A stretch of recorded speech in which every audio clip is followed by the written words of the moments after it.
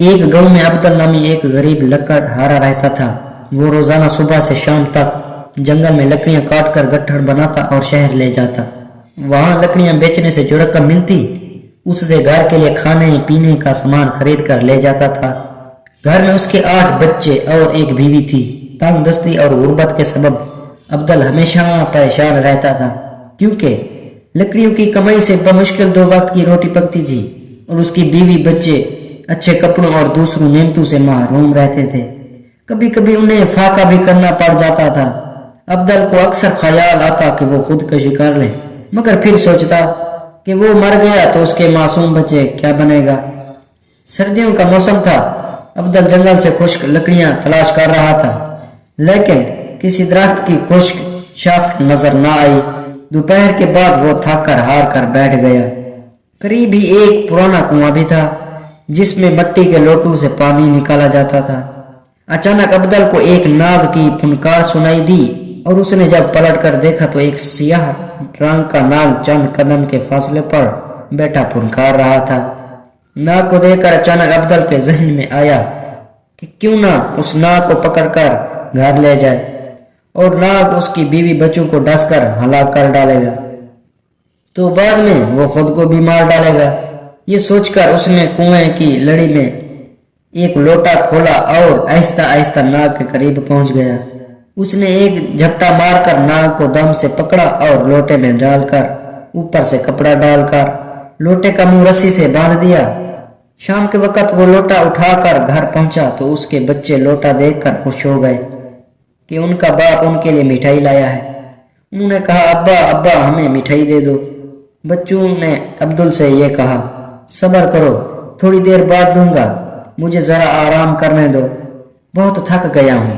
عبدل نے بچوں سے یہ کہا، میں انہیں مٹھائی دے دوں؟ عبدل کی بیوی نے یہ پوچھا۔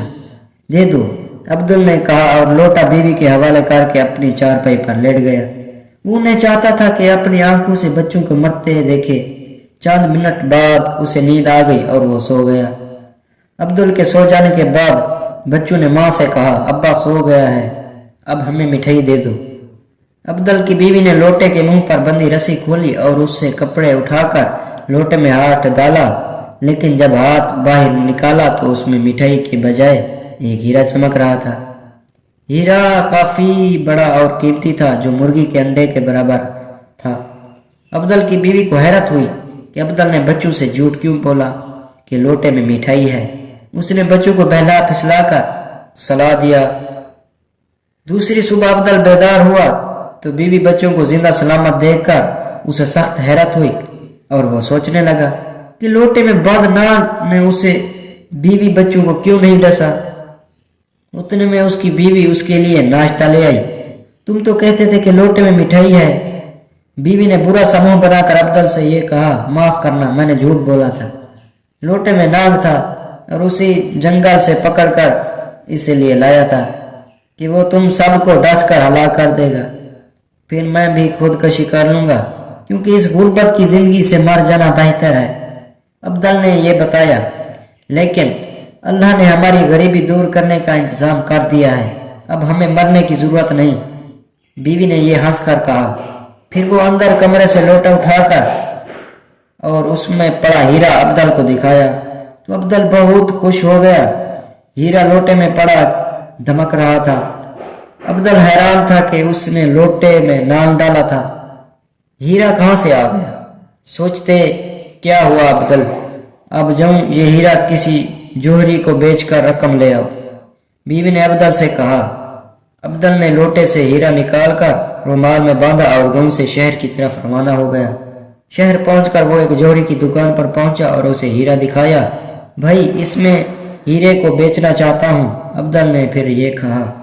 جوہری نے غور سے ہیرے کو دیکھا اور ہیرا عبدل کو واپس کرتے ہوئے بولا، یہ بہت قیمتی ہیرا ہے اور میرے پاس اتنی دولت نہیں ہے کہ اسے خرید سکوں، تم اسے اگلے جوہری کے پاس لے جاؤ، شاید اس کے پاس کافی رقم موجود ہو۔ یہ سن کر عبدل کو بہت حیرت ہوئی اور خوش بھی ہوا۔ وہ ایک بڑے جوہری کے پاس پہنچا اور اسے ہیرا دکھایا۔ جناب، میں اس ہیرے کو بیچنا چاہتا ہوں، کیا آپ اس کی قیمت دے سکتے ہیں؟ عبدل نے یہ کہا۔ جوہری نے हीरे का जायजा लिया और हीरा अब्दुल को वापस दे दिया। फिर कहने लगा, देखो तुम शरीफ आदमी लगते हो, मैं झूठ बोलकर तुमसे हीरा नहीं लेना चाहता। इसकी कीमत 10 लाख दिनार से भी ज्यादा है और मेरे पास इस वक्त सिर्फ 1 लाख दिनार है, इसलिए तुम ये हीरा अगले जौहरी के पास ले जाओ, वो मुझसे ज्यादा दौलतमंद है। जौहरी का जवाब सुनकर अब्दुल की खुशी में इजाफा हो गया। वो अगले दुकानदार के पास गया तो उस जौहरी ने भी हीरा खरीदने से माजरत करते हुए ये कहा, उसकी कीमत 20 लाख दिनार से ज्यादा है जो मेरे पास नहीं है, तुम अगले जौहरी के पास जाओ। इसी तरह हर जौहरी ने हीरा खरीदने से माजरत कर ली। आखिर में अब्दुल बाजार की सबसे बड़ी और आखिरी दुकान पर गया और उस जौहरी को हीरा दिखाया। तौबा तौबा, जौहरी ने कानों को हाथ लगाकर ये कहा, मेरे तो बाप दादा भी इतना कीमती हीरा नहीं खरीद सकते, तुम इस हीरे को शाही दरबार में ले जाओ और बादशाह को पेश करो, वही तुम्हें इस हीरे की कीमत दे सकेगा, क्योंकि वो हीरों का बेहद शौकीन है। ये सुनकर अब्दुल की खुशी में इजाफा हो गया। वो सीधा शाही दरबार पहुंचा। दरबार ने उसे देहाती समझकर रोका, मुझे अंदर जाने दो वरना मैं बादशाह सलामा से तुम्हारी शिकायत कर दूंगा, क्योंकि मैं इनके लिए एक नायाब और कीमती हीरा लाया हूं। अब्दुल ने दरबार से कहा। दरबार उसकी धमकी सुनकर डर गया और उसके रास्ते छोड़ दिया। अब्दुल दरबार में दाखिल हुआ और सीधा बादशाह की तख्त के पास पहुंचकर उसने हीरा बादशाह के कदमों में रख दिया। बादशाह ने हीरा देखा तो बेअख्तियार उछल पड़ा और हीरा उठाकर देखने लगा। ये तो बहुत खूबसूरत और बेहद कीमती हीरा है, तुम्हें कहाँ से मिला? बादशाह ने हैरत से अब्दुल की तरफ देखकर पूछा। बादशाह सलामत, ये अल्लाह दीन है जिसे कुदरत ने आपको बादशाहत दी है, इसी तरह मुझे ये हीरा दिया है और मैं उसे आपकी खिदमत में बेचना आया हूँ। अब्दुल ने हाथ बांधकर मोदबाना लहजे में ये कहा, तुम ठीक कहते हो, अल्लाह ही सबको देता है, लेकिन इस हीरे की कीमत शाही खजाने से ज्यादा है। अगर तुम पसंद करो तो मैं तुम्हें आधा खजाना और एक महल दे सकता हूँ। बादशाह ने यह कहा, आली जाह मुझे काबूल है। अब्दुल ने खुश होकर कहा, लेकिन मैं इतना खजाना संभाल नहीं सकूंगा, मेरे लिए चंद करोड़ काफी है। अलबत्ता मुझे 2 महल दिए जाएं, एक में मेरे बच्चे और दूसरी में मेरी बीवी और मैं रहूंगा। बादशाह अब्दुल की बात से बहुत खुश हुआ।